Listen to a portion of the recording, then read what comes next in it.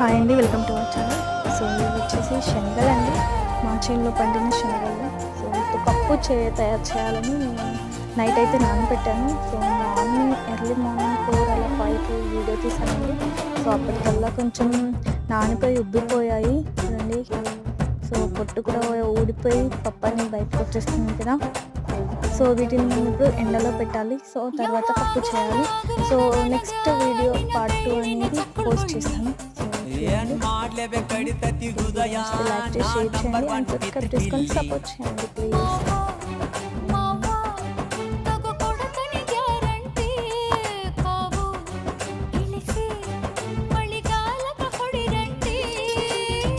ಶಿವ ಶಿವ ಶಿವ ಶಿವ ಶುರುವಾತ ಪಬಿಸಿ ಅನುಭವ ಕೇಳ ಹೇಳ್ತ ನೀ ಸಿಗದಿದ್ರ ನೀ ನಂಗ